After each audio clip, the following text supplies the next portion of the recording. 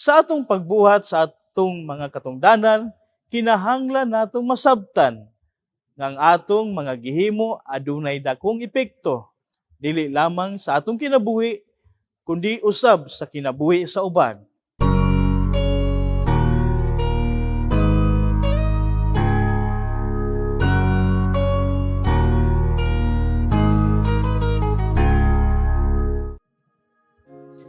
Mayong adlaw mga igsoon ko diha kang Kristo. Ako si Eric Vincent de la Piña, usa sa mga predikon sa Archdiocese of Cebu. Ania nausap kita sa atong inadlaw nga palandong, ang pagpamalandong sa pulong sa Dios.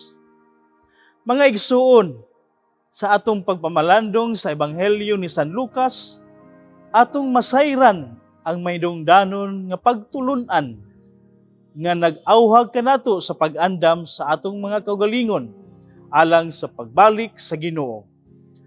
Ang mensahe nga gipahayag ni Jesus nagdasig kanato sa pagkamakanunayon sa pag-alagad. Si San Juan Capistrano kansang balaan nga kinabuhi og ehemplo atong gihinumduman karon. Usa ka modelo nga angay natong sun-on.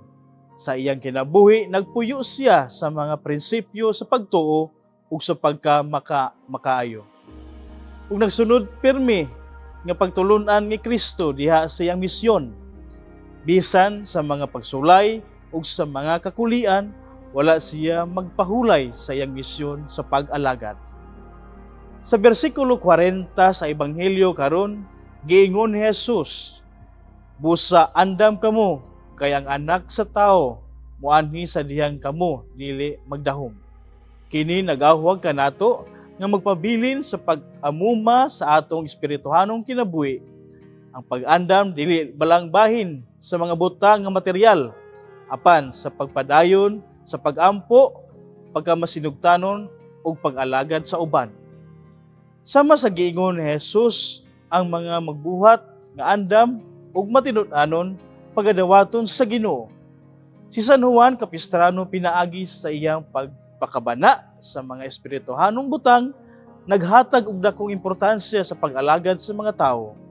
Ang iyang kinabuhi usa ka pakamipahinumdom nga ang atong pag-alagad dili lamang usa ka obligasyon, apan usa sa dakong pribilehiyo aron kita makaambit sa kinabuhing Diosnon.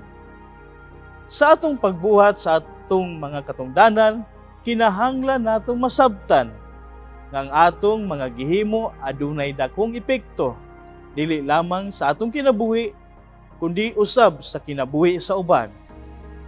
Busa sa pagkahimaya ni San Juan Capistrano, ato siyang sundon sa pag-alagad ug pag-andam aron sa pag-abot sa adlaw sa paghukom, takos ug andam kitang muatubang sa Ginoo.